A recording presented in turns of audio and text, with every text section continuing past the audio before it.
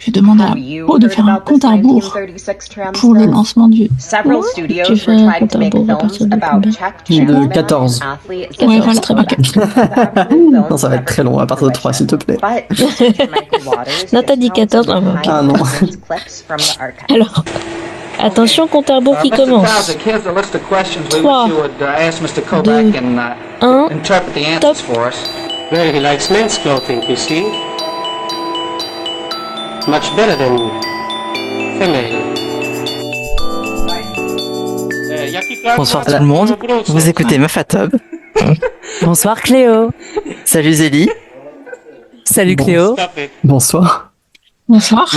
Mais qu'est-ce que vous faites là? Je crois qu'on s'est trompé de podcast, Jenna.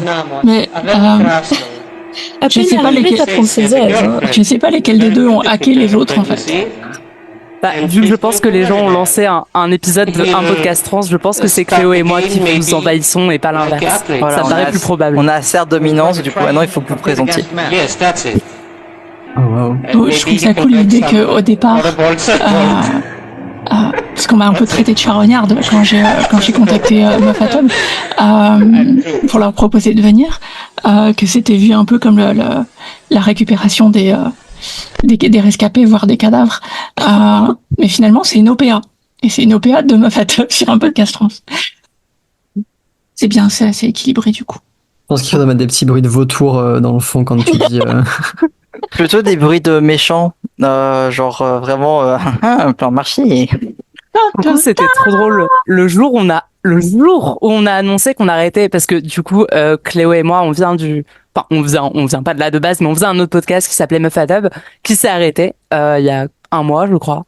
Et le jour où on a dit on va arrêter, le jour même, j'ouvre la boîte mail de Meuf à Tub et je vois un mail de Jenna qui dit coucou les meufs, il y en a qui veulent continuer, genre immédiatement.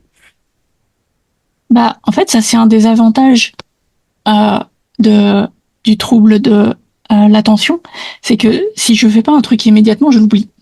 Et du coup, j'ai vu le post Instagram qui disait désolé, on s'arrête. Certaines d'entre nous étaient plus motivées que d'autres à continuer. Je me dis il y a des gens qui ont envie de continuer quoi. Donc j'ai envoyé le message avant d'oublier. Non mais ça c'est une belle esquive. Du coup, épisode 28, bonjour Jenna, bonjour Charlie, bonjour Pau. Bonjour Cléo, bonjour Zélie. Ravi de vous rencontrer autour d'un micro et pas juste par enregistrement interposé. Et bah ravi d'être ici, c'est chouette, il fait chaud, c'est confortable. Faut que je le précise, officiellement, Cléo et moi, on est en période d'essai. Ça se trouve, on va nous dire qu'on reste pas. Du coup, avant d'enregistrer, on a commencé à se disputer un peu. On sait pas si soit on est toutes les deux prises, soit il y en a juste une des deux. Donc, soit on va s'entraider, soit on va être en rivalité, c'est pas encore dit. On les met sur un ring avec un couteau par terre. Enfin, d'un point de vue diplomatique, et c'est ce qui s'est passé d'autres fois, nous on s'était dit, nous avons des invités.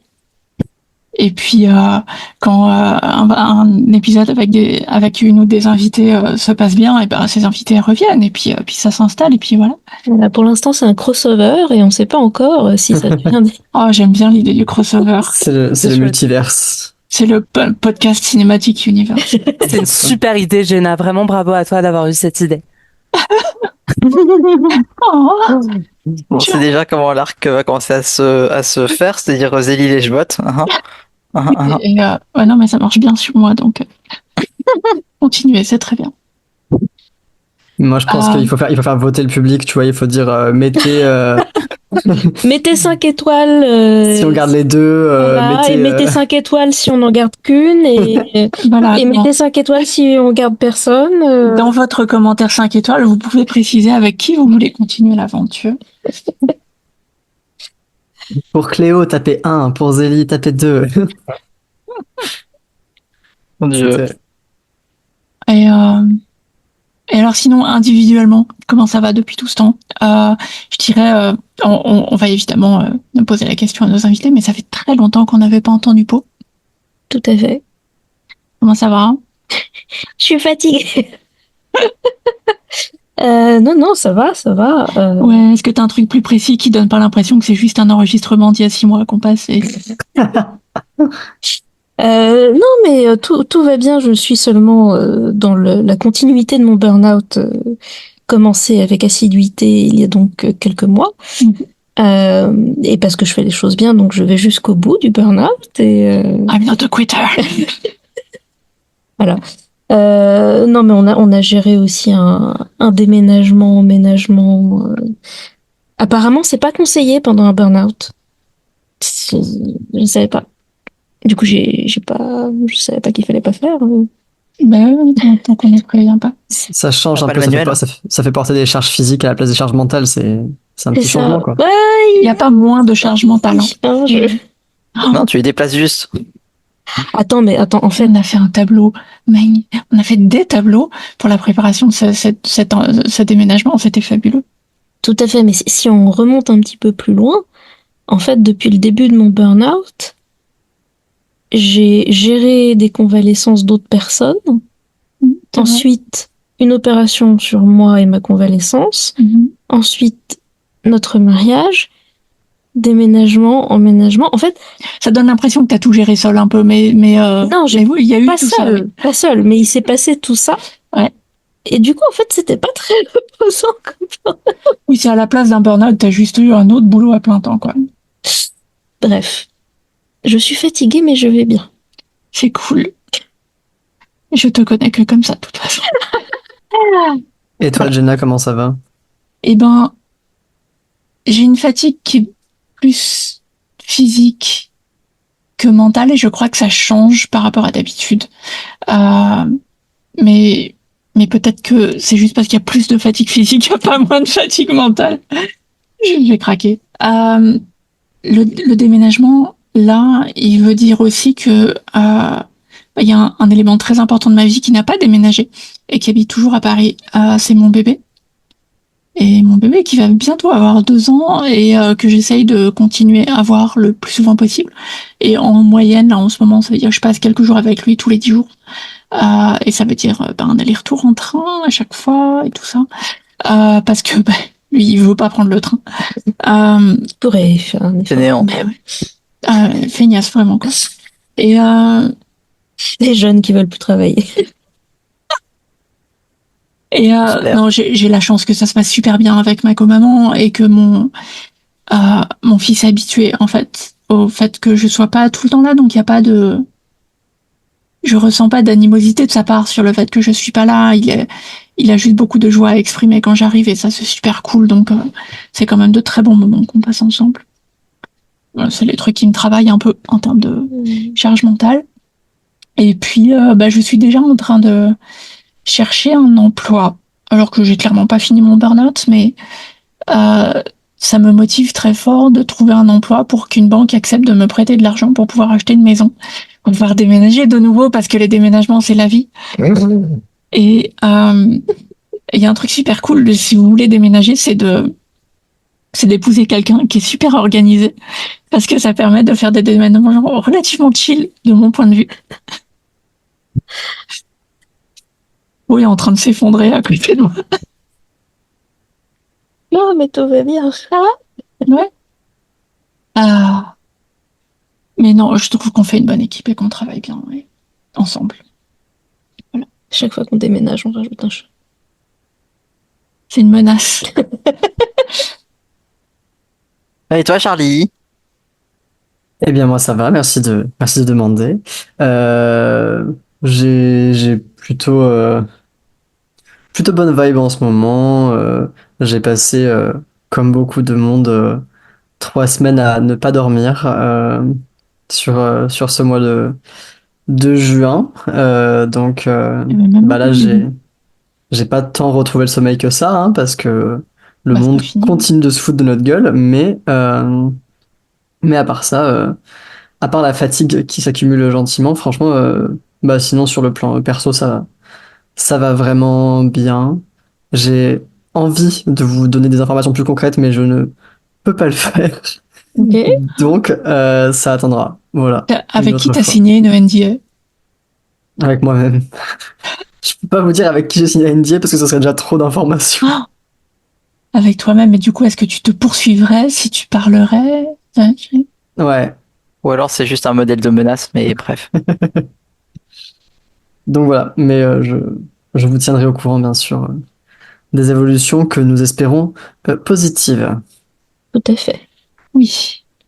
Plein de souhaits de réussite, whatever. Merci, j'ai tous les doigts et les orteils croisés présentement. Très bien. Après, ça se trouve, c'est quelque chose, on n'a pas envie que Charlie aille au bout. Peut-être qu'il est en train de parler de projet d'assassiner quelqu'un et que il faut pas qu'on. Enfin, en fait, vu que t'as rien dit, ça peut être n'importe quoi, en fait. Ça Donc, peut être n'importe quoi. je préfère ne pas t'encourager pour le moment tant que j'en sais pas plus. Je connais un petit peu les vues politiques de Charlie et mes meilleurs vœux de succès pour qu'il En vrai, oui, je suis assez d'accord. Mais Et ben, j'espère que t'as un mail de menace solide. Pour des raisons légales, ceci est une blague. Oh, tu veux m'attirer des ennuis. Mais non, mais moi, je sais pas. Moi, j'imagine un putsch à la mairie de Lyon, tu vois, un truc un peu fun, tu vois. Quand la BAC va venir taper chez moi à 6h30 du matin, je dirais que c'est vous qu'il faut venir chercher. Ça va pas la tête ou quoi? ah, mais nous, on n'est pas à Lyon, hein. Non, mais ça, c'est Bah, là, nous, on est dans je un suis pas en endroit, France, hein. un non-disclosed location, et puis. Tout à fait. Et toi, Voilà. Zélie, chère collègue? Et toi, Zélie, comment vas-tu? Bah, je suis fatiguée aussi. Je rejoins Charlie sur le fait qu'il y a eu 3 semaines quand même assez intenses. La période législative, là, j'ai l'impression que ça a duré 3 mois.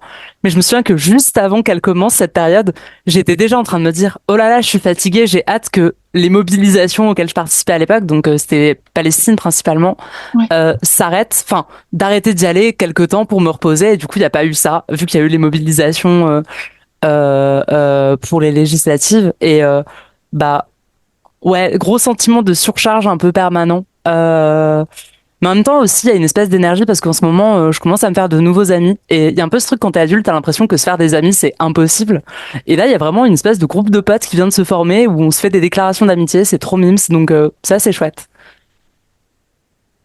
T'as cette impression que c'était plus facile pour toi de te faire des amis avant d'être adulte? Non, en vrai, non. C'est juste quand j'étais enfant, on me disait que c'était difficile quand on était adulte, mais en vrai, pas du tout. Je me suis fait vachement plus d'amis adultes parce que après ma transition, quoi. Mais en vrai, là, ça fait sens qu'on soit devenus amis. C'était les gens avec qui je militais pendant la période législative, en fait. Donc forcément, il y a des liens qui se sont créés, quoi. Ouais, Ça fait sens. carrément. Mais trop cool en tout cas. Parce que je sais que moi j'ai des potes qui galèrent vraiment à former des amitiés en tant qu'adultes. Aussi parce que c'est des personnes qui ont justement pas forcément de lieu de socialisation en fait en tant qu'adulte, ou alors c'est les collègues de travail mais c'est pas vraiment tes amis ou quoi que ce soit. Et du coup c'est des personnes que j'essaie d'encourager à aller soit militer, soit aller même en asso pour s'occuper, en asso sportive, en trucs culturels, à la MJC du coin ou quoi, pour essayer de faire ça. Mais sinon c'est vrai que moi je trouve ça plus compliqué. Enfin, je trouve que les espaces sont plus rares pour nouer des vraies amitiés quand t'es adulte. Tandis que quand t'es enfant, le fait d'être enfermé 35 heures par semaine C'est ça, avec des enfants avec des personnes de ton âge, et ça, c'est pas simple, hein, mais ça. C'est marrant, je me souviens avoir la même position que toi à propos de mes collègues d'école. C'est-à-dire que c'est pas forcément des amis, c'est juste des gens avec qui on est un peu forcé d'être dans les mêmes cellules, mais il y a pas de, ça veut pas dire qu'on avait des affinités en fait. Et du coup, j'ai pas eu des masses d'amitié. J'en ai eu un, mais c'était c'était plutôt dans des lieux d'affinité effectivement associatifs ou qu'il fallait aller chercher pour moi, quoi. L'école, j'ai souvent... Pardon, t'allais parler, Pau? Non, vas-y. Moi, j'utilisais beaucoup à une époque le fait qu'à l'école, ou quand t'es bloqué avec des gens comme ça, t'es obligé de parler à des gens et tu te fais un peu des amis de circonstance, genre des gens avec qui tu vas parler parce que t'as besoin de parler avec des gens. Mais en fait, lorsque par exemple, enfin, je sais pas si vous, vos potes de lycée, une fois que le lycée c'était terminé, vous avez continué à les voir. Parce que moi, en fait, il y a une majorité, c'était des gens à qui j'avais rien à dire en dehors de oh là là, il est chiant, monsieur prof de français random là, et qu'on partageait notre quotidien, mais qu'en fait, au-delà de ça, on n'avait aucune affinité, juste on avait besoin de pas être sale, quoi. C'est complètement, ça rejoint complètement ce que j'allais dire. C'est la différence pour moi, c'est que c'était plus facile de créer des amitiés quand j'étais plus jeune parce que justement scolarisation, donc plein de personnes qu'on voit en permanence tous les jours, donc forcément il y a des liens qui se créent, mais que les amitiés que j'ai maintenant sont plus intéressantes et plus sur des centres d'intérêt réels. Ouais. Parce que, justement, c'est pas juste qu'on est côte à côte et que du coup, faut se parler. Il y a un sujet qui nous intéresse, donc on s'est rencontrés parce qu'il y a un sujet commun, donc l'amitié qui se crée est plus intéressante. Mais c'est plus rare, quoi. Ouais. Je crois que je me bloquais aussi énormément dans la communication avec mes camarades d'école parce que les éventuels trucs qui pouvaient me pousser à leur adresser la parole, c'était des crushs queer. Et du coup, c'était pas forcément bien perçu, donc je gardais ça pour moi. Et avec tout ça, Cléo, comment ça va, toi? Oui, pardon. Pas de problème. C'est compliqué de répondre. Mais je suis pas seul, donc ça va mieux. Ouais, j'allais dire des trucs du coup, le truc d'avant. Mais je galère aussi un peu à me faire des potes parce que du coup, d'un point de vue cercle social, moi j'avoue, je suis un petit peu explosé là. Et du coup, j'ai envie d'investir l'énergie aussi dans d'autres endroits où je sais, genre, je vais entre guillemets mécaniquement me faire des potes. Et c'est pas mécanique, mais pas là. Enfin, si, parce que c'est de la mécanique, mais bref, c'est pas ce que je voulais dire. Mais ce que je veux dire, c'est que a priori, ça va faire des affinités,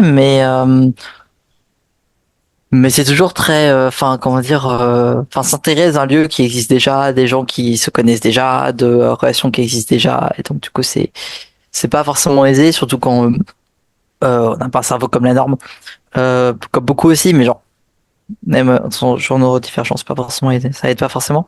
Ouais. Mais ouais, un peu la même galère à ce niveau-là. Sur d'autres.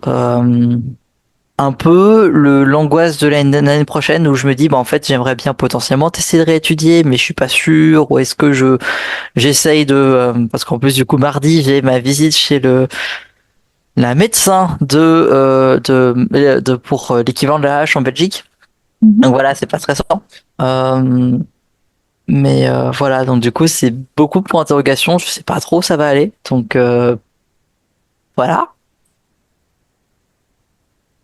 Je vais faire des trucs, je sais pas quoi, et je sais pas vers où ça va. Ouais. Mais c'est pas comme si les personnes neuroatypiques avaient du mal avec l'incertitude. Ouais. Ouais. Non, mais en plus, quand t'as des angoisses existentielles, ouais, ça fait des mélanges chouettes. Petite question, je me rends compte, est-ce que c'est pertinent qu'avec Cléo, on se présente, mais genre très vite, vu qu'on vient déjà de parler? Parce que là, en fait, je me rends compte, on a fait comme si les gens savaient déjà qui on était, on a parlé avec vous comme si, on se connaissait depuis longtemps, et genre, comment ça va les uns et les autres? Mais en fait, les vrais fans savent. Non, vas-y. Non, mais genre, si on devine, on se dit juste qui on est. Ça peut carrément être intéressant. Bah, vas-y, Zélie. Bah, moi, je m'appelle Zélie. Ah, bah, ça valait le coup. Alors, Mathieu. Excusez-moi. Bonjour, Non, Zélie. Je m'appelle Zélie. En fait, je ne sais pas quelles informations sont pertinentes à donner. En fait, j'ai suggéré l'idée de se présenter, mais après, il faut que je donne quoi comme information de présentation? Est-ce que tu voudrais qu'on fasse un tour de présentation, mais que on commence par nous, les résidents-résidentes, et que du coup, ça donne un peu un cadre de quel type d'informations on est prête à dévoiler? Je pense que ce serait une très bonne idée, ma foi. Okay. Surtout que là, on dit il faut que vous deux vous présentiez, mais en fait, on n'a pas fait de tour de présentation pour nous non plus, là. Non, on s'est rendu compte à un des derniers épisodes que c'était genre, au bout de 25 épisodes, c'était la première fois qu'on donnait nos pronoms. Donc si tu veux, on est encore en train de tâtonner. Hein. Et allez, je vais commencer. Bonjour, je m'appelle Jenna, je suis une femme trans, mariée, polyamoureuse. Je fais du stand-up, des fois pas assez à mon goût. Je suis une maman aussi, et je suis en ce moment en train de me reconvertir vers la menuiserie, si j'arrive à vendre ce projet à France Travail.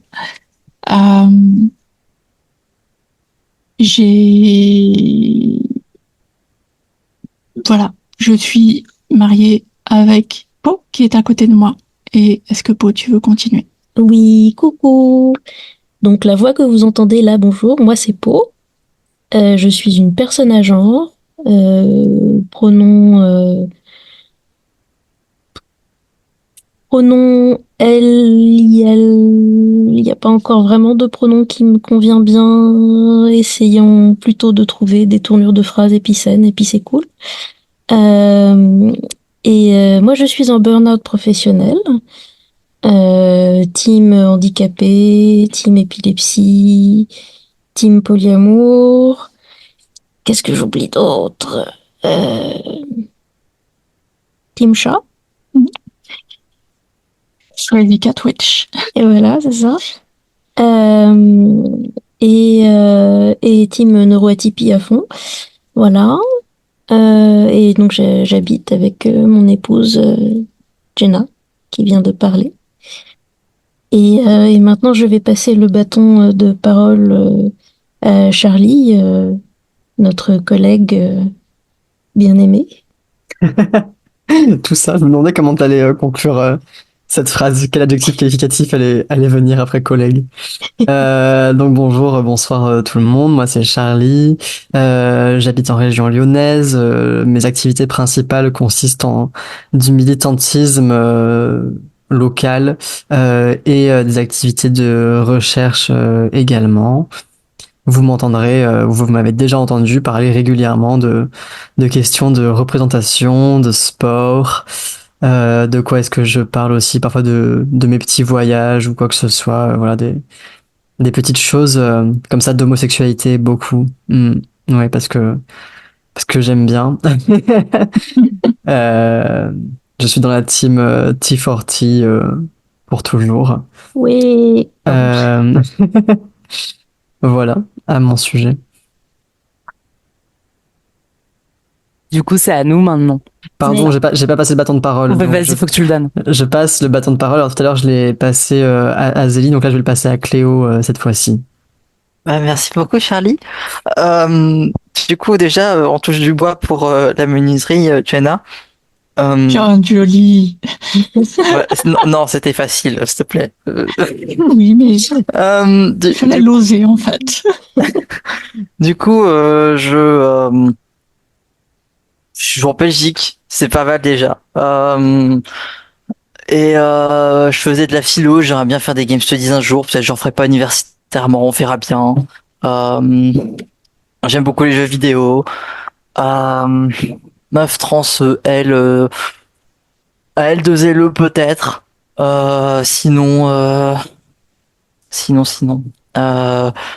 Ça m'arrive de parler un peu vélo, ça m'arrive de parler de PC, de farclocking, ça m'arrive de parler de philo, ça m'arrive de parler de beaucoup de choses, mais j'arrive jamais à les résumer et à me dire c'est quoi qui m'intéresse. Donc voilà. C'est pas mal, hein. Sinon j'ai envie de faire des trucs en podcast ou quoi. J'ai fait Meuf Atom et maintenant c'est mort, du coup on s'est fait charognée et du coup je passe le bâton à la deuxième charognée. Bonsoir Zélie. Merci beaucoup Cléo et bonsoir à toi aussi. Bah moi c'est Zélie. Je viens de Meuf à Table aussi de base avec Cléo, mais bon ça on l'avait déjà dit. La blague est un peu longue, je vais arrêter de la faire.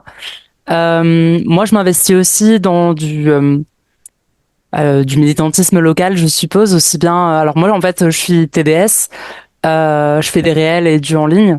En vrai la simple raison, enfin l'une des nombreuses raisons de pourquoi je fais ça, c'est que bah du coup le rapport temps investi, argent rapporté fait que j'ai pas besoin de beaucoup travailler pour avoir le peu d'argent dont j'ai besoin pour vivre. Le reste du temps, je peux faire des trucs et essayer de m'investir et c'est ce que j'essaye un peu de faire. Il y a des permanences TDS dans ma ville là depuis peu de temps, ce qui est un peu bien. On est de plus en plus nombreux. On est passé de 3 à 4 à 6 maintenant. Genre vraiment, c'est en nette évolution comme ça. Et moi, de base, pré-transition, avant de commencer à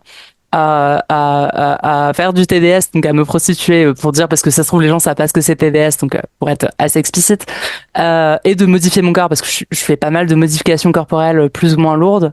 Moi, j'étais un peu le petit nerd au fond de la classe de base et je suis un peu resté ça. Donc moi, je suis passionnée par les histoires de manière générale, genre que ce soit série. Genre, moi, j'étais connue au lycée pour être la personne qui pouvait te parler pendant des heures de Doctor Who et c'est toujours le cas en fait. Donc voilà. Moi, c'était Buffy. C'est toujours Buffy. Sache que j'avais jamais regardé Doctor Who avant il y a basiquement 2 ans, qu'aujourd'hui j'ai beaucoup de personnes proches de moi que j'aime beaucoup qui sont extrêmement fans de Doctor Who. Donc j'ai été un peu forcé et contraint finalement de regarder Doctor Who. Et donc là, cet après-midi, j'ai passé mon après-midi à regarder 4 épisodes sur la dernière saison là. Ok, ouais. Et franchement, de temps en temps, il y en a un où je décroche vraiment et je suis en mode non, franchement, c'est pas possible. Mais là, les 3 sur 4 cet après-midi étaient vraiment incroyables et j'ai eu des voilà, une fois sur deux, donc c'était vraiment super. Mais pour l'instant, j'en suis à la saison de Ncuti Gatwa et la saison de Christopher Eccleston et rien au milieu. Donc voilà, il faut que je comble le gap petit à petit. C'est super, t'as 13 saisons à rattraper. Ouais. Et tellement de temps libre. Oui, également. Ouais, je suis en ce moment dans les modifications corporelles relativement lourdes, littéralement. Là, T'as gagné combien? 400 grammes de chaque côté, je crois. Bah, Oh. La fatigue de Charlie dans les yeux.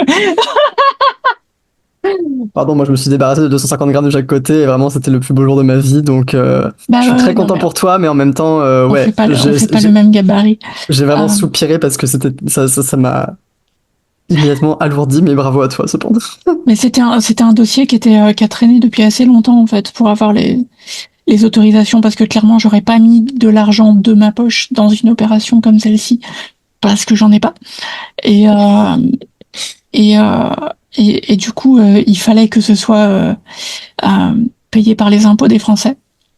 Et c'était assez jouissif qu'on me propose une date d'opération entre le premier et le second tour des législatives en me disant c'est vraiment le moment, quoi.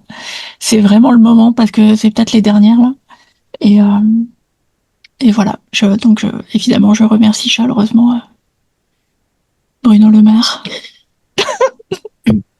J'aime trop que t'aies parlé d'une chirurgie de transition quand j'ai parlé de bonne mode, parce que, enfin, je fais notre pub, on a eu tout un épisode de Meuf à table sur le sujet, plus ou moins, qui a été lancé par l'idée on voulait parler du fait que les bonnes modes, ça peut être des actes de transition aussi, et du coup, c'est trop stylé, voilà. Oui. Et c'est marrant parce que moi, je suis aussi dans mes nombreuses activités que je n'ai pas mentionnées. Je suis co-animatrice de sessions de paire et danse dans une association qui s'appelle l'Espace Santé Trans. Et on a un programme qui s'appelle Trajectoire Trans qui aide des personnes trans ou en questionnement ou en début de transition. Et on a toute une de ces séances qui est sur les modifications corporelles au sens large. Et ça vient vraiment d'une volonté de ma part et des autres co-animateurs de pas orienter ça opération de transition, mais modification corporelle au sens large, et d'inclure au maximum tout ce qui peut la réappropriation du corps aussi pour les personnes non binaires qui sont pas forcément des opérations de transition traditionnelles, et de pouvoir inclure dans la discussion finalement même les changements de couleur de cheveux, piercing, etc.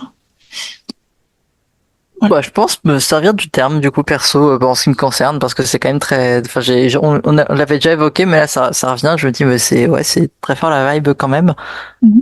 Et du coup, puisque t'as parlé d'histoire, est-ce que je peux vous parler de l'histoire de laquelle j'ai envie de vous parler, ou est-ce que vous voulez encore rajouter des choses? Non, c'est super, c'est le bon moment, je pense. La transition est parfaite comme habituellement. Transition. Il y a toujours des transitions parfaites. Du coup, faut s'adresser aux professionnels. C'est vrai.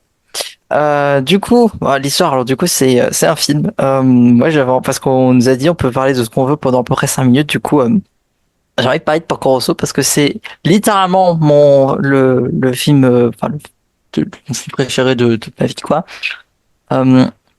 Du coup, j'ai fait un texte parce que je suis une super bonne élève, mais surtout parce que de base c'est le bordel quand je parle, donc du coup j'essaie de le réduire un peu. Du coup, Porco Rosso, qu'est-ce que c'est? C'est un film d'animation qui a été fait par Hayao Miyazaki et sorti en 92.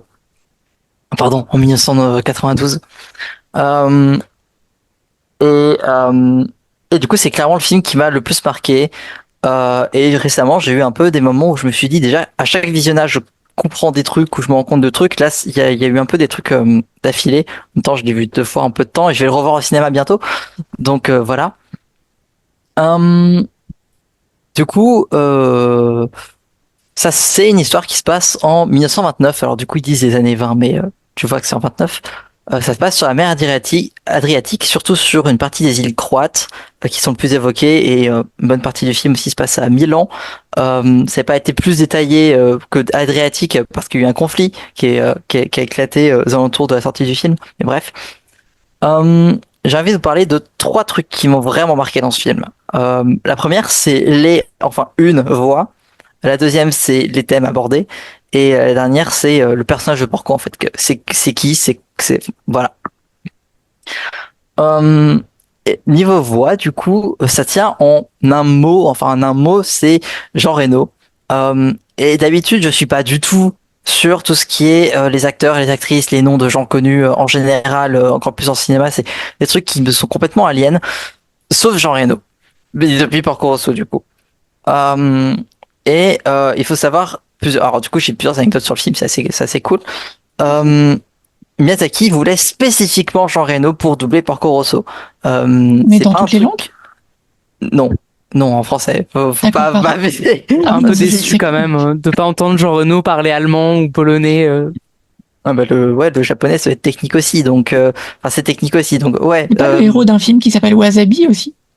Oui, alors c'est marrant, j'allais en parler après, mais pardon, mais c'est pas grave.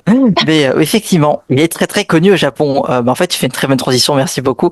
Il est extrêmement connu au Japon et c'est pour ça que Miyazaki a voulu que ce soit lui spécifiquement qui double Porco Rosso. Et quand je dis il est très connu, c'est vraiment le succès phénoménal qu'a eu le Grand Bleu. Qui a fait éclater sa carrière au Japon, où du coup après il a fait des pubs Toyota et d'autres genres de trucs. Enfin, c'est Jean Reno, c'est vraiment un phénomène, et c'est assez bien né par ça. Et une des personnes qui m'a pointé que justement il était connu au Japon, et notamment avec un film qui s'appelle Wasabi, c'est une amie très chère qui s'appelle Justine. Du coup, coucou Justine. Oui, du coup j'ai fait la petite casse. On garde tout, tu peux y aller. Ça va. Mais du coup, l'autre anecdote, c'est que sur sa page Wikipédia, c'était son premier doublage, Jean Reno, et il en a fait que 8, dont un de jeux vidéo, donc c'est pas la norme que Jean Reno double des trucs. Il faut quand même le souligner. Et il donne un corps incroyable au personnage de Porco. Il a une voix qui est globalement posée et assurée. Alors des fois, le personnage l'est pas, mais voilà. Un peu détaché, surtout par les blagues qu'il fait et les traits d'humour très constants. Les expressions aussi dans comment c'est écrit sont un peu vieillies, à mes oreilles en tout cas, à mes oreilles de millennials, mais ça ajoute un charme, je trouve. Et surtout sa voix grave, c'est vraiment du miel à mes oreilles. C'est vraiment à chaque réplique, à chaque fois qu'il parle, c'est un truc de dingue. Alors j'ai pas vu beaucoup de films de Jean Reno, mais je vais en voir plus juste pour sa voix en fait. J'ai vu l'Enquête Corse pour sa voix, je veux dire, voilà. Il y a d'autres voix qui m'ont marqué, comme celle de Fio. La voix de Fio, c'est vraiment ultra cool en termes de voix, mais j'ai un peu abandonné. On va en reparler un autre moment si on veut, mais voilà, la voix, c'est un problème chez moi, mais la voix de Fio est vraiment très belle. Et tous les personnages ont un caractère incroyable, y compris des personnages qui sont mais hyper tertiaires, que ce soit le banquier, l'armurier, un gosse qui fait le plein. Vraiment, les voix sont certifiées banger dans ce film. Niveau des thèmes, il y en a plusieurs, mais c'est surtout d'abord l'antifascisme, la liberté et en partie l'honneur. J'aborde d'abord l'honneur parce que je m'en tape un peu, mais il y a quand même une partie qui est intéressante, c'est le fait qu'il est détaché du monde. J'en parlerai un peu plus tard, et ça le fait pas tomber dans un nihilisme, parce qu'il y a des principes en fait. Et ces principes, c'est le fait de tuer personne en fait. Dans aucune circonstance, il veut donner la mort, y compris dans le duel à mort en fait qu'il oppose à son rival, alors qu'il y a des gros enjeux.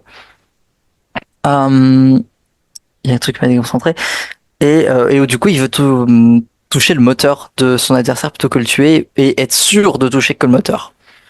C'est évidemment ça lui met en difficulté.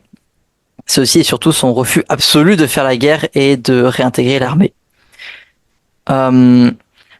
l'antifascisme, c'est évidemment à travers des répliques très cultes. En anglais, ce sont Laws don't apply to pigs et I'd rather be a pig than a fascist. Mais en français, je trouve qu'elle gagne en punch avec l'avantage d'être un cochon, c'est qu'on a ni loi ni patrie. Et je préfère encore être un cochon décadent qu'un fasciste. Et je trouve que ça rajoute un peu de peps. Il répond aussi à Banquier qui lui propose un achat du bon du trésor national. Les élans patriotiques, moi, je laisse ça aux humains. Et parce que c'est un cochon et un pilote d'hydravion qui a fui l'armée et qui vole à son compte, il est poursuivi par la police secrète fasciste tout au long du film, en fait, enfin, à partir du moment où on l'apprend, en fait. Et du coup, son opposition, on sait déjà ce qu'il en pose du fascisme, donc voilà. La liberté, c'est surtout dans l'image de l'aviation. Alors, je suis pas très d'aviation. Enfin, via les avions, c'est pas un truc qui m'intéresse de dingue. Alors, c'est très joli, hein, mais c'est bon. Je préfère les vélos, quoi. Mais dans ce film, c'est des images qui sont vraiment superbes, accompagnées de musique que je trouve prenantes et qui sont très belles. Du coup, j'évoque vite fait la séquence de vol et d'acrobatie devant Gina, donc son amoureuse, pas amoureuse. Bref, c'est long à résumer, mais c'est une séquence qui est vraiment sublime. Cette liberté, perso, je la ressens à vélo, dans le sens de aller vite, de fendre l'air, d'être indépendante de l'heure qu'il est. C'est comme ça qu'elle donne de la liberté sur avoir un truc qui fait aller vite. Et fini avec le fait que le film aurait dû avoir en phrase de promo l'histoire d'un homme qui s'est changé en cochon. Alors j'ai plus la phrase exacte, mais j'ai lu dans un livre. Mais ça change totalement la lecture qu'on a de Porco Rosso, puisque lorsqu'on l'apprend, on parle de qui lui a fait ce mauvais sort, qui lui a fait cette malédiction. Et en fait, quand on comprend ça, on comprend beaucoup mieux que, en fait, Marco Pagott, en fait, donc son vrai nom, mais Porco Rosso, c'est un ex-pilote qui a fui l'humanité après avoir été le dernier survivant de son escadrille pendant la guerre. Donc du coup, Porco Rosso, c'est un cochon qui fait sans cesse des blagues sur le fait d'être un cochon. Les autres aussi, mais c'est différent. C'est plus une insulte pour eux. Pour lui, c'est un moyen de s'éloigner des humains. Et en même temps, c'est les résultats qu'il voulait. Porco Rosso, il vit seul sur une île déserte et isolé du monde. Et c'est fait exprès. Et la séquence qui illustre le mieux et qui est si belle, c'est Porco qui raconte l'histoire où il a survécu à la place, entre guillemets, de ses camarades en étant au bord de la mort. Et pour Fio qui écoute l'histoire, c'est un signe que son tour n'est pas venu. Pour Porco, c'est le signal qu'il vivra seul, pour toujours. Et la suite de ça, c'est son échange avec Fio qui lui fait dire, il le pensait déjà, mais qui lui fait dire réellement que elle lui redonne l'espoir en l'humanité, en fait. Et du coup, je vais finir en parlant de la fin du film, qui en fait est joyeuse. Il y a pas mal d'indices qui montrent que le sort est levé par Fio, qui l'embrasse sans son accord, et qu'elle est beaucoup plus jeune que lui, mais heureusement, il n'est pas attiré par elle, sinon ce serait horriblement cringe. Mais à la fin, on voit son hydravion qui est amarré chez Gina, qui du coup a dû lui avouer ses sentiments. Dans la VO, Fio dit qu'il ne montrera plus sa tête de cochon, mais en VF, c'est il ne donne plus signe de vie. Du coup, on a un indice supplémentaire en VO. Et il y en a encore d'autres, mais globalement, ce que je trouve vraiment sublime, c'est l'évolution de ce personnage qui est passé d'un misanthrope traumatisé à quelqu'un qui retrouve son humanité grâce à ses rencontres lors de cet été de 1929 sur l'Adriatique. J'ai un peu envie de t'applaudir. J'ai l'impression d'avoir écouté une allocution de séminaire. J'ai un peu envie d'être en mode wouh! Ouais, j'ai eu un peu d'émotion. Ça donne vraiment envie de le revoir. Et j'ai vraiment... Depuis des années.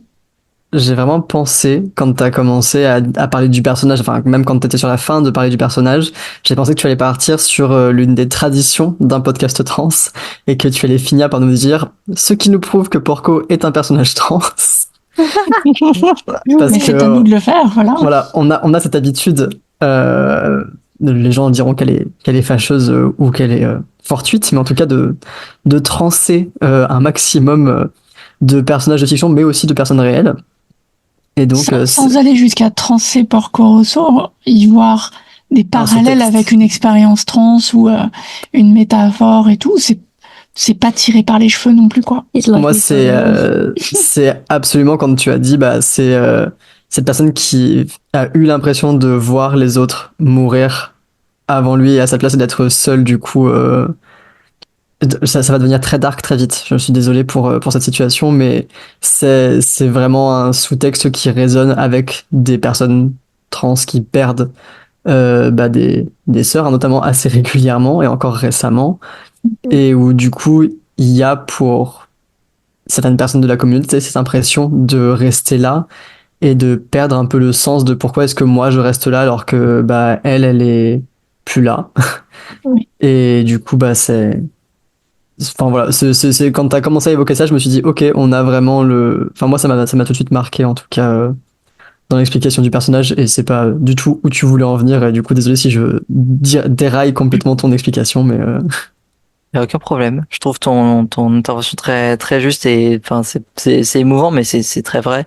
Après, ceci dit, comme il y a des personnes trans qui sont dans l'alter-humanité, en fait, il y a on peut voir ce thème-là aussi en soi.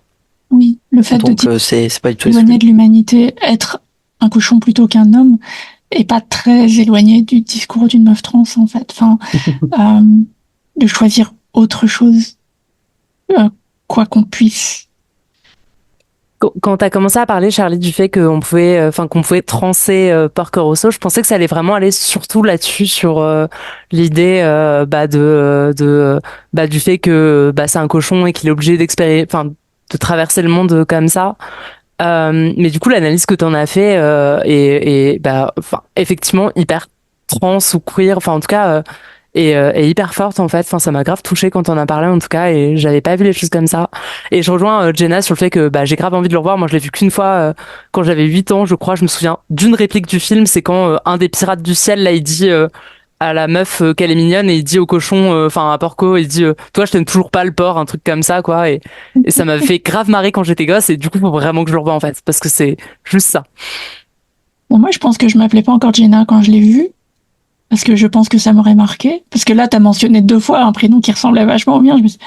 J'avais l'impression d'avoir zappé un morceau, tu vois. Je pourrais et moi je suis sortir la réplique, pardon. Non, vas-y Cléo. Je pourrais te sortir la réplique mot par mot. Mais bref. Mais sachez qu'il y a une rétrospective des films Ghibli en ce moment en Belgique.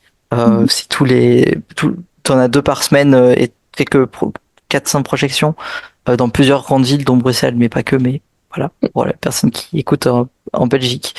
Bah non, ça sortira trop tard, c'est pas grave. Mais il y a une rétrospective à Lyon aussi, et je vais d'ailleurs en voir 2 cette semaine.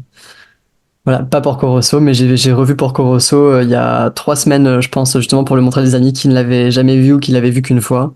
Et moi, c'est un de mes préférés. J'ai découvert Ghibli par Porco Rosso, ce qui est assez peu courant, puisque quand on est, enfin, les gens enfants ont souvent vu Le Château ambulant ou Le Voyage de Chihiro ou quoi que ce soit, et moi j'avais rien vu de tout ça. Et donc j'ai vraiment commencé avec Porco Rosso quand j'avais genre 18 ou 19 ans, et je l'ai tout de suite adoré, et à ce jour il est dans mon top 3 vraiment facilement des films des studios Ghibli, et je plus sois tout ce que tu as pu dire dessus. Par contre, pourquoi est-ce qu'il y a que les Belges et les gens qui habitent à Lyon qui ont le droit à des jolies choses, genre des rétrospectives Miyazaki en fait? Genre pourquoi c'est réservé qu'à vous, c'est pas juste là? Il faut les organiser. Ça se trouve, c'est organisé là, à côté de chez toi, et tu le sais pas juste. Je vais taper sur Google, mais je suis sûre que non. Nous, on n'a pas cherché, mais ça se trouve, il y a aussi. Dans votre lieu, non, il y a rien. Oh.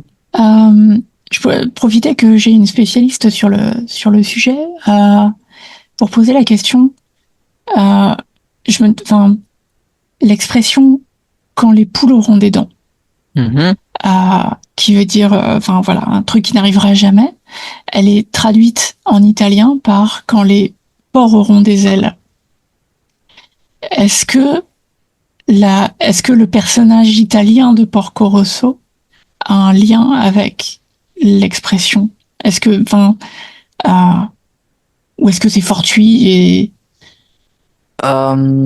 Alors, l'idée d'un cochon volant par rapport à l'expression, parce que quand les cochons voleront, c'est une expression que j'ai déjà entendue aussi, hein.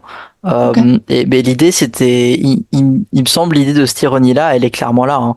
Okay. D'ailleurs, il y a un manga pour Kuroso, comme ça, vous savez. Et ouais, l'idée, c'est quand même une idée assez jouer sur cette ironie-là. Et sur le fait, ouais, c'est un cochon qui vole. Et en fait, on peut faire de super analyses. Et d'ailleurs, ça m'a donné un peu l'étincelle de me dire, putain, j'ai vraiment envie d'écrire sur ce film de manière plus longue.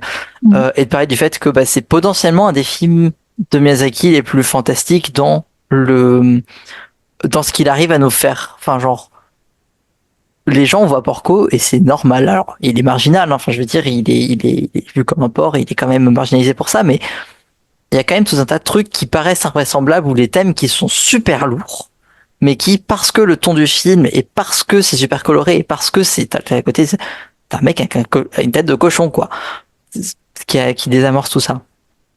Mais ouais, non, cette idée-là, elle est clairement là, ouais. En fait, c'est un des plus fantastiques parce que c'est un des plus ancrés dans le réel aussi, en fait. Et que du coup, tu switches un truc qui est pas normal, mais que les gens voient pas anormal. Oui, il y a un gros alors que le décalage, reste en fait. est dans la réalité. Il parle beaucoup de la crise de 29, par exemple. Ouais. L'expression existe aussi en anglais, en fait. Donc, je pense que c'est très répandu quand les cochons auront des ailes. Ok. Donc, when pigs fly. Oui, mais Porco Rosso, il est italien. Oui, mais je veux dire, du coup, si ça se trouve, c'est juste une expression très connue. Peut-être qu'en japonais, ça existe aussi. Mais oui. Je sais pas. Personne ne parle japonais ici. D'habitude, statistiquement, on a toujours une personne qui parle japonais dans un groupe de personnes trans. Juste 3 bases, bref. Pas du tout. Moi, je parle pas japonais, mais je peux parler d'antifascisme encore un tout petit peu si vous voulez. Vas-y, go. Quel talent, vas-y. Puisque attention, ça va être pas du tout audio friendly pour les personnes qui nous écoutent, mais je vais montrer à la caméra pour les personnes qui sont en face de moi le livre qu'on m'a offert hier. Donc c'est une de mes partenaires qui m'a offert ce bouquin de Michael Waters qui s'appelle The Other Olympians. Et c'est basiquement sur les personnes trans, notamment les hommes trans, de ce que j'ai pu en voir, qui ont participé aux Jeux Olympiques de Berlin. Voilà, donc les Jeux Olympiques de Berlin qui ont lieu lorsque Hitler a été nommé chancelier, hein, et donc en période, je pense qu'on peut parler de fascisme, là en l'occurrence, des personnes trans concourent aux Jeux Olympiques cette année-là, et ce sont des personnes trans out, puisque ce sont des athlètes qui concourent dans les catégories féminines par le passé et qui là entrent dans ces jeux-là dans la catégorie hommes. Et du coup, j'ai extrêmement hâte de lire le livre. La description ne va pas aller beaucoup plus loin que ça parce que juste pour l'instant, je ne l'ai pas lu, mais j'ai très hâte de le lire, d'autant que ces 2 dernières années, en vue des Jeux Olympiques, j'ai mené beaucoup de travaux auprès de fédérations sportives, avec des universités, etc., sur le sujet de l'inclusion des personnes trans dans le sport, que aujourd'hui, il y aura moins de personnes trans aux Jeux Olympiques de Paris qu'il n'y en avait eu aux derniers Jeux Olympiques à Tokyo et à ceux d'avant à Rio, et que c'est juste une honte que le monde sportif ne prenne pas le problème, entre guillemets, le problème plus au sérieux en faisant l'effort d'essayer de comprendre réellement le sujet et de mettre en place des mesures adéquates, puisque il y a eu visiblement depuis très longtemps des personnes trans qui ont pu concourir aux Jeux Olympiques. À l'époque, c'était réellement plutôt bien vu et célébré, et ça posait en tout cas pas de restrictions en termes de catégorisation. Et juste, on est débile avec la bicatégorisation. Il est temps d'arrêter avec ça. Et voilà, c'est tout pour moi. Merci beaucoup, Charlie. Est-ce que tu pourras enfin, peut-être pas dans un épisode d'un podcast trans, en plus on sait pas si vous allez vouloir nous réinviter ou pas, mais est-ce que tu pourras nous dire ce qu'il en est du livre et les choses intéressantes que tu apprends dedans? Enfin, ça a vraiment l'air intéressant, quoi. Il nous fera un exposé, une fiche de lecture. Franchement, avec plaisir. J'avais dit dans un épisode précédent que lire, c'est vraiment difficile pour moi. Ouais. En termes de concentration possible, de disponibilité et tout ça. J'espère que j'aurai plus de temps prochainement. Et normalement, je devrais pouvoir le lire et me poser pour le lire vraiment et en faire justement un petit descriptif un peu approfondi dessus. Donc franchement, avec plaisir dès que j'ai réussi à faire ça. Moi, je le lirai quand ils en feront une BD. Ouais, je comprends. Je peux me dédier, faire des petites illustrations si tu veux, mais ça sera des bonhommes bâtons, ça ira pas beaucoup plus loin, quoi. Ou une série de vidéos TikTok. Juste moi qui fais une petite danse et qui vous explique le livre en résumé. Voilà. Mais fun fact, du coup, mon partenaire a découvert le livre grâce à une vidéo TikTok. Voilà. C'est une vidéo qui a tourné sur TikTok, Insta au moins, puisque un des athlètes qui est dans le livre, qui est mentionné dans le livre, il y a des vidéos, des extraits vidéo qui existent de lui et qui sont trop chou. Il est trop charmant, il est tout bien habillé, tout bien coiffé, tout ça. Attends, c'est la vidéo que j'ai envoyée sur le canal Un Podcast Trans il y a 1 heure. Oui, exactement, celle-là. Et bah, ce mec-là, c'est le mec du livre. Mais il est trop beau. Un des mecs qui est mentionné dans le livre. Et oui, il est trop chou. Il a l'air à la fois beau et très drôle. J'ai trop hâte. Voilà. Well, he likes men's clothing, you see. Much better than female. Oh, stop it. Máte nějakou známost s nějakou dívkou? Ano, mám známost a velmi krásnou. Well, he says he has a girlfriend, and a very beautiful girlfriend, you see. And he's going to marry her. He'll start again, maybe, like an athlete, you see. He's going to train and compete against men. Yes, that's it. Maybe he can break some other world record. That's it. I'm true. Ouais, c'est assez effrayant tout ça, mais en même temps, moi, ça me fait du bien d'entendre qu'il y a des comment dire, des gens des personnes qui se confrontent directement à ces fédérations, ces genres de trucs. Par exemple, j'ai des potes qui se battent du côté de, en gros, pour faire équivalence des médecins conseils de la Belgique, pour que les remboursements soient un peu moins du foutage de gueule. Et ouais, c'est un taf dont je me doute qu'il existe, mais je sais pas si on dit qu'on parle peu, mais en tout cas, qui en tout cas à mes yeux est pas forcément super visible non plus. Et en même temps, ça donne quand même de l'espoir, quoi. Surtout qu'au niveau jeu, il me semble que c'est chaque fédé qui fait ce qu'elle veut. Oui. Du coup, c'est d'un côté, ça peut pas être une inclusion un peu forcée, mais pas non plus une exclusion forcée. Du coup, ça multiplie le taf, mais en même temps, ça fait que ça peut exister par endroits. Donc ça fait quand même du bien, même si de manière générale, c'est ouais. Après, bon, les JO, mais voilà. Vous ferez un sujet spécial JO si vous voulez prochainement, sachant que là, je vais préparer pour fin août une mini-conférence sur le sujet de définir d'autres catégories de compétitions sportives, puisque il y a le village paralympique qui s'installe à Lyon pendant 3 jours fin août. Et du coup, normalement, je vais pouvoir donner une petite conférence sur les thématiques trans, sur le village paralympique. Et du coup, je vais essayer de faire un peu la jonction des deux sur la redéfinition des modalités de compétition pour la participation possible, la plus inclusive possible. Bien. C'est vers quand? C'est toute fin août, j'ai la date sous la main. Ce sera du 26 au 28 août, donc après le 27 ou le 28 août à Lyon. Okay. Et je crois que je ne suis pas le seul à vouloir parler d'un livre ce soir. Oui, pardon, excusez-moi, j'ai phasé. Moi, j'ai teasé le truc en disant que je voulais parler d'un livre que j'allais dire aux gens de ne pas lire. Parce que quand je cherche des reviews de ce livre, généralement les gens le détestent. Enfin, c'est un peu qui tout double, soit les gens l'adorent, soit ils le détestent. En tout cas, c'est un livre qui est vraiment considéré un peu universellement par tous les gens qui l'ont lu comme purée, c'était super chelou. Ça s'appelle La maison dans laquelle. C'est un pavé de 1000 pages. Je l'ai acheté en librairie il y a longtemps, vraiment longtemps, bien avant de l'avoir lu, parce que la couverture est trop belle et que le résumé était un peu chelou. Ça va pas être radiophonique non plus, mais je vais le montrer parce que je l'ai sur mes genoux et genre, je trouve que c'est déjà un objet super bizarre en fait. Du coup, je l'avais vraiment pris parce que j'étais en mode purée, ça a l'air trop bizarre. Alors, audio description, c'est un pavé qui semble effectivement faire 1000 pages et dont la couverture, on dirait un peu une damasserie métallique. On dirait un trompe-l'œil en métal.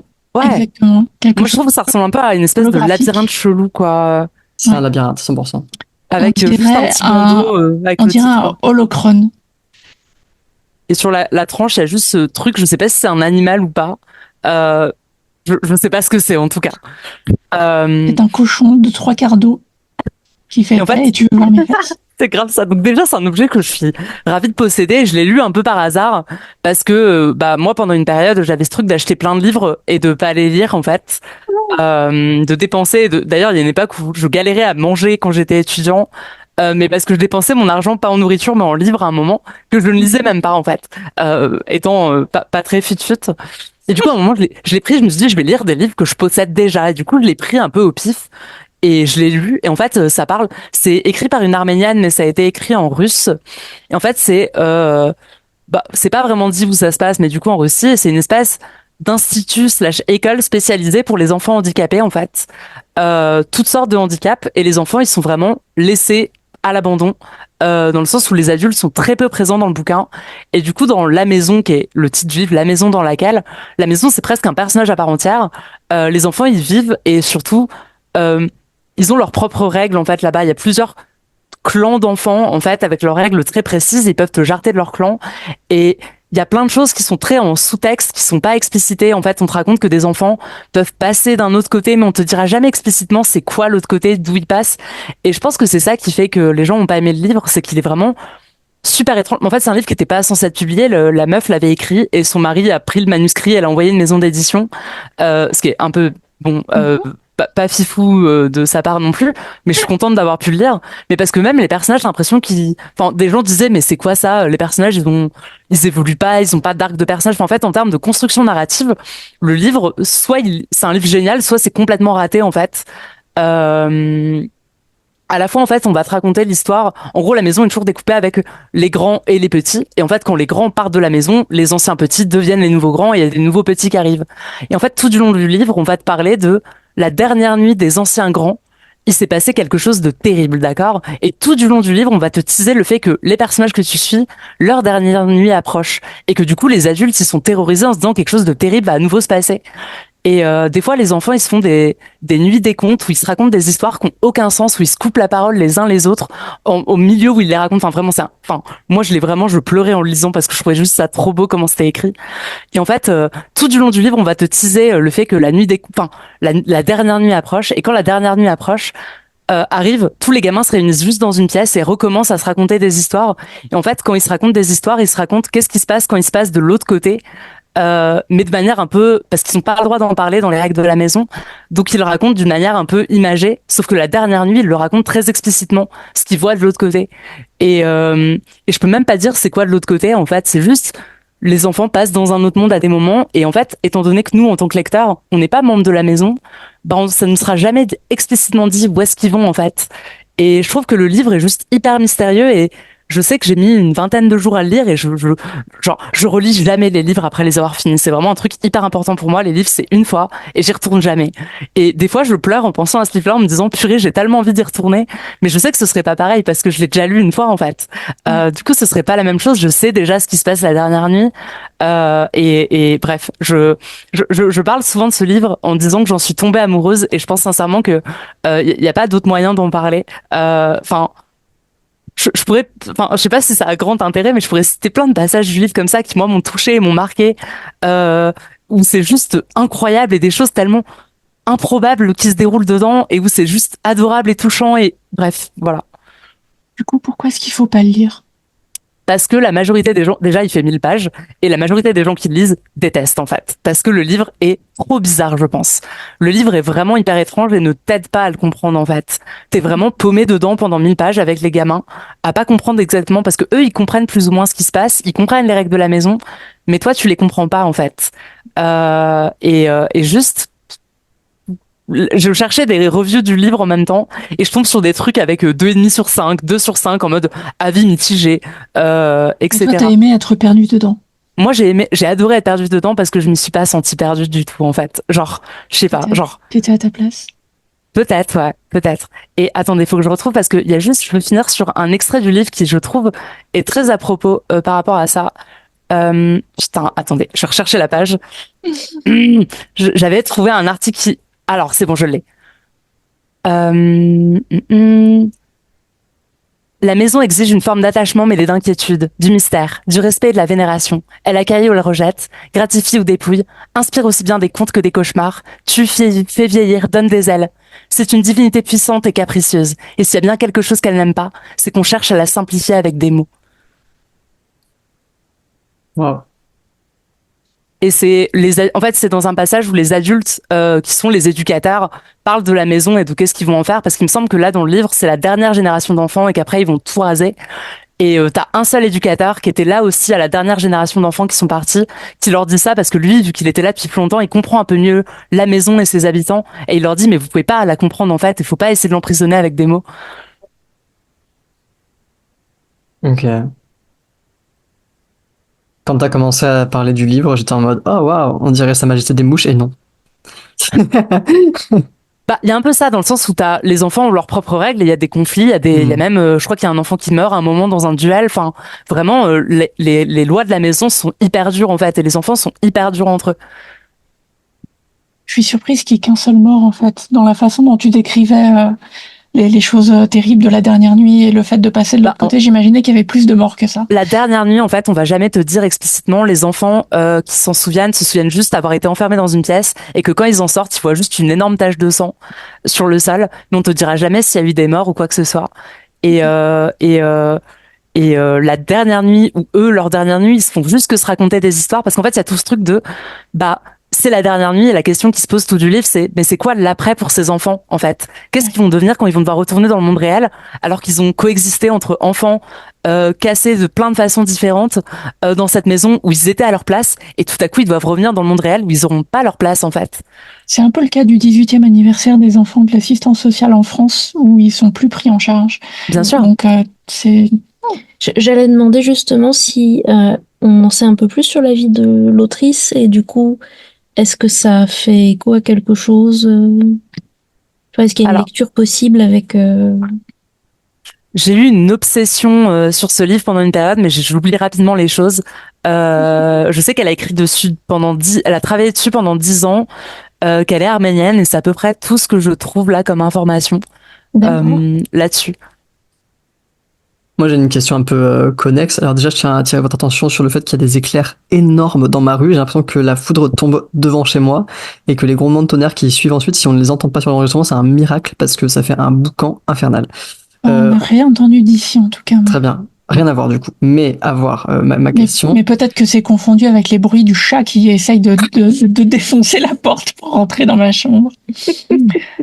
Ma question, c'est sur la réception de ce livre, parce que donc toi tu l'as adoré, tu dis que t'as pleuré en lisant des passages et tout ça, et qu'il y a au contraire des personnes qui ne l'ont pas du tout aimé, n'ont pas du tout compris, et je me demande, au vu de ce que c'est comme histoire, est-ce que c'est pas une histoire qui ne peut factuellement pas être appréciée et comprise de la même façon par tout le monde, et ce qui explique aussi les tels écarts dans l'appréciation que toi tu peux en avoir et que d'autres personnes en ont, parce que si tu es une personne neuroatypique, pas handi, qui fait partie plutôt des gens qui sont pas exclus socialement, versus si tu fais partie de personnes qui sont exclues d'une façon ou d'une autre, qui ont dû se démerder un peu toutes seules à un moment donné et tout ça, enfin forcément que t'en as pas la même lecture, et du coup ça fait sens d'être plus ou moins touché aussi par rapport à ça. Je sais pas si toi c'est parce que ça t'a fait écho ou pas du tout, ou si c'est vraiment la façon dont c'était écrit. Si, totalement. Je pense que ça joue, le fait que je pense que si t'es un cis nul particulièrement normal, valide, et que t'as jamais vécu d'exclusion ou le sentiment d'être à côté de la plaque, je pense qu'une maison dans laquelle plein d'enfants tout cassés et avec leur propre fonctionnement bizarre cohabitent tous ensemble, ça va peut-être pas te parler en fait. Tu vas juste te dire où sont les gens normaux, et les gens normaux c'est les éducateurs, et tu les vois quasiment pas, c'est des gros tocards dans tout le bouquin en fait, ils sont inimportants au possible. Enfin, en lisant des reviews là juste avant de vous en parler, t'avais quelqu'un qui disait oh là là, les gamins sont abandonnés à eux-mêmes, sans encadrement, sans règles, c'est un peu chacun pour soi, c'est des gamins qui essayent de s'en sortir, et c'est pas du tout comme ça que je l'ai lu moi en fait, dans le sens où la maison c'est leur maison en quelque sorte. Il y a un passage où avant de les virer, les éduques repeignent tous les murs de la maison, et il y a tout un truc où les tags qui sont faits sur tous les murs, toute la maison est taguée de partout en fait, et il y a même des messages codés dans les tags, il y a des générations et des générations d'enfants dans les tags, et en fait la nuit après que les éduques aient tout repeint, les enfants passent la nuit entière à retaguer l'intégralité de la maison pour la remettre telle qu'elle était avant, en fait. Et je trouve ça tellement fort. Et, bref, c'est incroyable. Oui, je suis assez d'accord avec l'interprétation de Charlie, je pense. Enfin, je pense que j'arriverai pas forcément à lire de la fiction de cette taille-là parce que j'ai un problème d'aphantasie et que je pourrais peut-être pas me représenter ça, mais et je suis à peu près sûre, ce serait peut-être pas filmable, mais je pense pas, non. Mais j'aime beaucoup être perdue et ne pas comprendre un film, par exemple. Donc c'est un peu ce que je me représente dans ce livre aussi, me dire ok, je vais vivre ce livre ou vivre ce film, mais ça veut pas dire que je vais comprendre tout ce qui s'y passe. Et c'est pas forcément le but. À la toute fin, il y a des enfants en fait qui choisissent de pas quitter la maison. En fait, je vous ai parlé qu'il y a un autre côté d'où ils peuvent passer.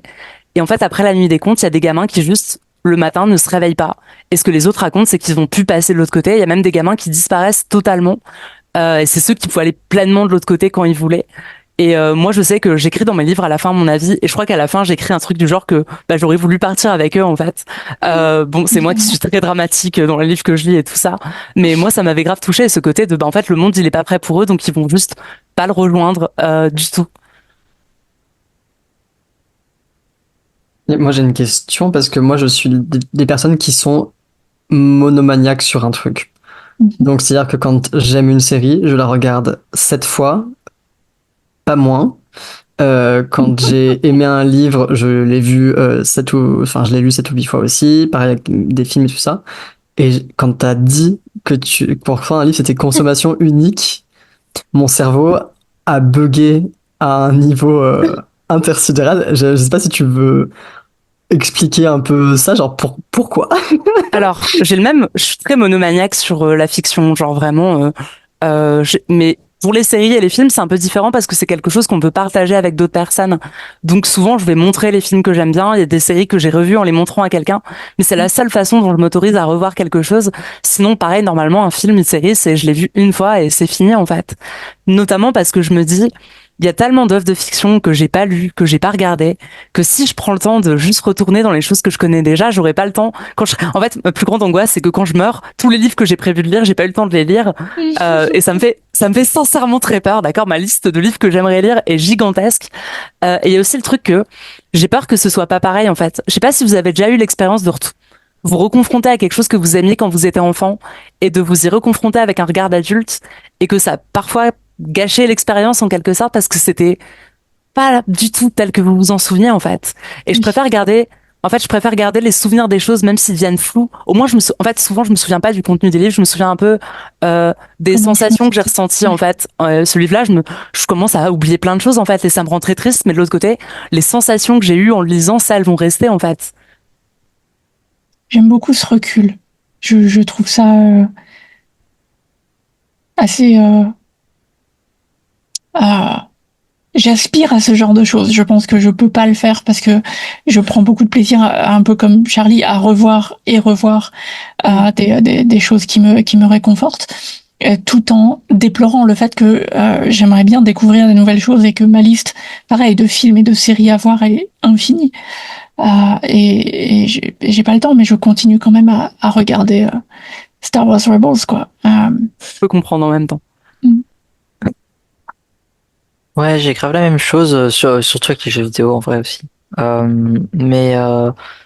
cette peur de se replonger dans quelque chose qui a vraiment eu ça pense, ça peut être une question aussi d'ambiance, je veux dire, ça forme vraiment un tout très particulier, parfois très encapsulé dans quelque chose de parfois très flou, parfois plus ou moins précis. Et donc, je comprends complètement le truc mais en fait, si j'y rejoue, je remets les mains dessus ou je le relise, je me replonge dedans, ça va gâcher peut-être la magie du truc, en fait, les deux expériences vont se superposer d'une manière que tu sais pas trop contrôler, en fait. Ouais.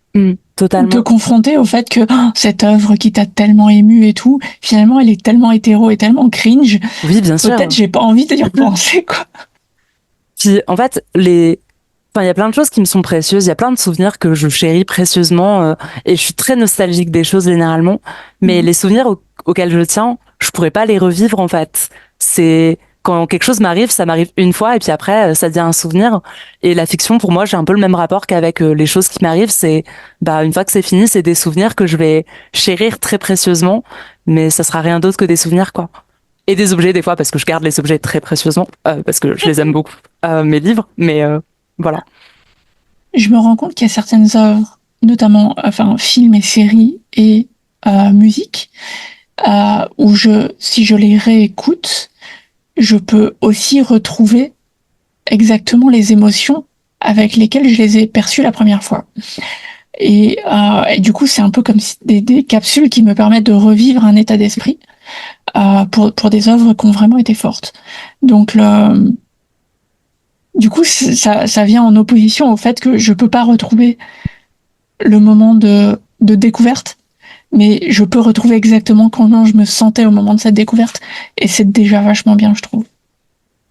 Je suppose ça dépend beaucoup aussi des neuroatypies personnelles et de comment on se positionne par rapport à la consommation des œuvres, parce que moi, par exemple, je sais qu'il y a certaines œuvres que j'aime beaucoup et que je peux reconsommer parce que c'est devenu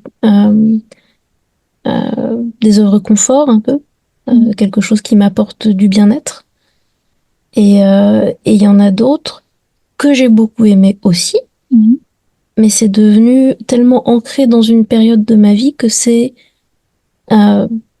resté dedans en fait. Et je peux pas y retourner. Je sais que ça existe, je sais que c'est là. J'ai du mal à me dire je vais le regarder parce que non, je suis plus dans cette période de la vie et du coup je suis plus cette personne. Donc ça dépend un peu. Ouais. J'ai aussi beaucoup de mal à consommer des nouveautés, donc oui, ça ne rend pas les choses faciles.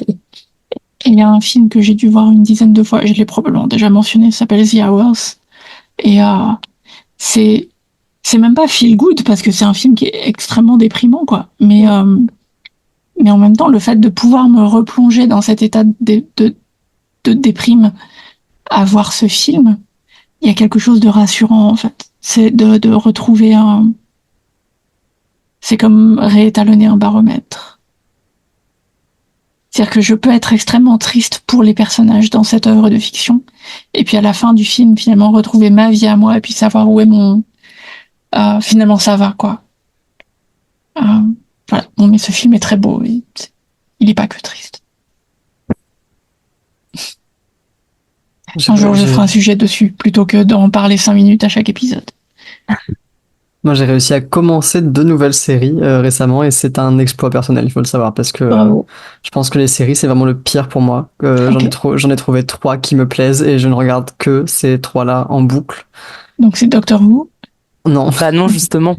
Non, enfin oui, Doctor Who, je l'ai commencé, mais en vrai j'ai commencé à regarder Doctor Who il y a 2 ans, et il m'a fallu 2 ans pour regarder 5 épisodes si vous voulez, donc je pense qu'on peut dire que c'est pas... Je suis à peu près là, en fait. Je suis pas sûr du binge, mais là en ce moment c'est les 2 séries de Neil Gaiman, du coup The Sandman et Bad Omens. Dead Boy Detectives. Oh, Good Omens. Good Omens. C'est aussi lui qui a écrit Good Omens? Ouais. Oui, c'est aussi lui qui a écrit Good Omens. Très bien. Lui et Terry Pratchett, mais... Je vais commencer à m'y intéresser alors, parce que j'ai évidemment vu beaucoup de choses dessus, mais comme j'arrive pas à commencer de nouvelles choses, là j'ai commencé Dead Boy Detective qui m'a donné envie de commencer The Sandman, et donc là je suis lancé sur des nouvelles choses. Est-ce que tu aimes bien les livres ou est-ce que pas du tout? Je te dis, j'ai vraiment du mal à lire, et j'ai du mal à trouver du temps pour ça, quoi. Ouais. Sandman, c'est en bande dessinée, donc peut-être ça peut. Des fois, c'est plus facile à lire. 2 choses, je vous rejoins grave, et on est en train de regarder Dead Boy Detective avec ma copine, et c'est super. On avait regardé The Sandman, et moi j'ai lu les comics de Sandman, c'est incroyable. Et les œuvres de Neil Gaiman, elles sont incroyables de manière générale. Mais deuxièmement, vous êtes au courant pour Neil Gaiman? J'attendais. Oui, J'attendais, j'étais en train de me dire, est-ce que je plombe l'ambiance d'un coup? Oui, oui. Pareil, même questionnement ici. Moi, il semble que Neil Gaiman ait confirmé que c'était bien un homme cis, et que du coup il ait fait lui aussi l'objet d'accusations d'agression sexuelle. Et fait chier, parce qu'effectivement il écrit bien ce qu'on a. Sur lesquels il n'a pas réagi du tout. Et du coup, c'est un peu silence radio depuis que c'est sorti la semaine dernière. Bon, c'est un peu tôt peut-être. Enfin, Oui, bien sûr. C'est bien, on passe un moment agréable dans cette industrie dominée par des hommes qui ne sont pas foutus de ne pas être des grosses merdes. Donc vraiment, un plaisir de chaque instant. On ne peut rien consommer sans que ce soit des grosses merdes. C'est vraiment, j'adore. Top. Bah, on va conclure l'épisode. Ça va être trop bien. Si je peux me permettre, Terry Pratchett, au moins il est mort. Oui, oui, c'est vrai. Terry Arrêtez de Pratchett dire est des mort, conneries, donc, ça c'est sûr. C'est la solution pour tous les autres, de toute façon. mais c'est vraiment terrible pour Neil Gaiman parce que souvent, quand je disais que les mecs bien, entre guillemets, ça existait, moi je citais Neil Gaiman qui était vraiment un auteur qui avait l'air vraiment fort charmant, sympathique et très humain. Qui avait été validé par une épouse extrêmement féministe. C'est ça, mais en vrai, moi ça me surprend pas tant que ça parce que c'est un mec qui était à mort en position de pouvoir en fait. Enfin, le gars est un auteur hyper connu. Enfin, en fait, ça me surprend pas. Et le fait est que c'est un auteur mondialement connu. Je veux dire, je sais pas, j'ai envie de dire évidemment en quelque sorte. Enfin. La validation par son épouse ultra-féministe, elle est aussi ultra-féministe très blanche avec des positions que moi je trouve pas particulièrement. Oui, et puis elle a Palmer là. Et oui, et puis elle a dit ensemble, ils ont divorcé. Et puis elle a divorcé entre-temps, donc là peut-être la validation elle est terminée. On sait pas les raisons du divorce. Bref, n'ayez jamais d'idole ni de. Non. Non. Ah si, mais brûlez-les quoi. Exactement. Mais c'est comme pour les millionnaires en fait, on n'arrive pas forcément dans ce genre de position de pouvoir en étant gentil et adorable sur tous les sujets tout le temps. C'était très chouette comme épisode. Voilà. Et sinon, comme œuvre feel good, pas écrit par un mec cis, mais on a parlé de Miyazaki avant, et donc je refais une petite pointe. Je sais plus quel est le titre en français, mais House Moving Castle. Château ambulant. Le château ambulant. En fait, c'est un livre au départ. Et si vous ne connaissez pas le livre, je conseille à vous, mes collègues, et au public qui nous écoute, de lire ce livre, parce que c'est la dose fantastique qui est contenue dans le film, fois 15 000. C'est un peu n'importe quoi. Il y a un moment dans le livre, je ne vais pas le spoiler, mais il y a un moment où il se passe quelque chose et tu comprends d'un coup les implications sur tout le reste de l'univers du livre, et c'est incroyable. Et enfin voilà, et c'est écrit par une femme. Trop bien. Dans la même veine, sachez que Nausicaa est à la base un manga auto-adapté et que le film reprend un tome et demi sur les 7. Parce que en gros, il les a écrits entre 82 et 94. Le film est sorti en 84. Léo, t'as encore parlé belge sans faire exprès. Ouais.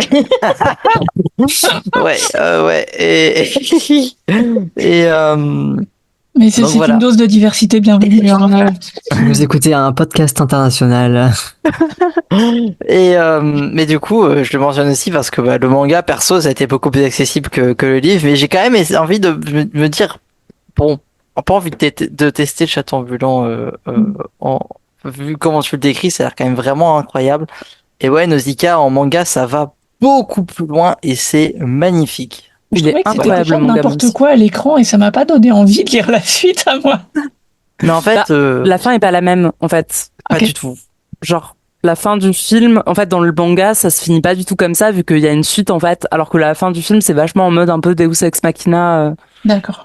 Eh bien, j'ai bien envie de souhaiter une bonne fin d'épisode à tout le monde. Je trouve qu'on a fait un super tour d'horizon culturel là, c'est très chouette. Et on n'a même pas parlé des fachos, pardon. Bah. Oh. Continuons, c'est très bien. Eh bien, oui. Si vous êtes attristés, les personnes qui nous écoutent par la nouvelle concernant Neil Gaiman, sachez que moi j'ai fondu en larmes en l'apprenant. Donc je suis de tout cœur avec vous en tout cas. Ouais. Moi je processe. Voilà. C'est dur parce que il y a un certain, notamment, j'apprécie particulièrement pas seulement ses livres, mais ses audiobooks lus par l'auteur. Et du coup, il y a vraiment une personnalisation de l'expérience de lire un livre qui est lu par sa voix, avec son accent, avec son phrasé, etc. J'ai l'impression il fait partie des gens que dont je peux entendre la voix dans ma tête, quoi. Et c'est encore une personne à sortir de ça. Enfin, c'est... Ah. Bref, ça va? Quelqu'un, un mot de la fin? Ouais, vous voulez faire un petit tour? Comment vous vous sentez après cet épisode spécial crossover? Est-ce qu'on les garde? T'as ton vote quand elles sont pas là? On fait un débrief? Et ben moi je pensais pas que parler de Porco Rosso ça allait avoir une discussion parce qu'en fait je me suis rendu compte vas-y j'écris parce que c'est c'est super chouette et tout, j'étais super enthousiaste et puis genre j'ai quasiment fini, je fais mais ça suscite quoi comme discussion? Du coup ça va, j'ai eu tort. Mais Ouais, c'est cool. mais du coup c'est non, je trouve ça super chouette, ça fait du bien. Bon alors j'ai mal aux yeux mais ça c'est rien à voir, mais ça fait de manière générale ça fait ça non, ça fait du bien, c'est un très un chouette podcast moment. trans, le podcast qui pique les yeux. Ouais. Non, mais j'étais au cinéma avant. J'étais au cinéma avant, j'ai pleuré. Ouais, non, mais dis-le si on est moche, hein, ça ira plus vite, hein. Excusez-moi, mais c'est trop drôle. C'est pour ça qu'on fait de la radio, quoi. C'est voilà. Ça Ah bah, on a- tu le parles, j'ai mal aux yeux. On a choisi notre média, hein, exprès. Ah vache, désolé. Ouais, ça tape dur. Donc, Cléo, non. Non, mais oui, Bien. c'était un plaisir de vous avoir. En tout cas, c'était très chouette de Oui. faire ce premier épisode avec vous. Et sur vos sujets étaient trop cool. Et de manière générale, on fait vraiment le débrief avec le public maintenant. C'est inclusif. Ouais, c'est ça. On enregistre toujours là. On est au Là, je sais pas justement. Ouais, oui. Non, bah écoute, pas de Et, veto. mais voilà, enfin, et puis de toute façon, on trouve toujours matière à rebondir et à faire comme toujours les meilleures transitions possibles parce qu'on est bon qu'à ça de toute façon. Donc, Des professionnels là. presque payé pour. Tu vas falloir que tu nous dises comment parce que. Bah techniquement par la Sécu, toi, non? Mais pas pour ça. Bon, t'as qu'à dire que si. Allez, bonne fin de journée, de soirée, bel Ouais. après-midi à vous, bon appétit, Bonne soirée. peu importe. À Bisous, bientôt. prenez soin de Mettez-nous des pouces, des likes et des étoiles. Et puis partagez ça avec les gens que vous aimez bien. Parce que Tout à fait. Et envoyez-nous des recommandations d'œuvres à lire ou à regarder dans vos commentaires de 5 étoiles qu'on regardera. Voilà. Et écrite par des personnes non problématiques. Voilà. Et comme Mike n'est pas là, je vais le dire pour elle, longue vie et prospérité.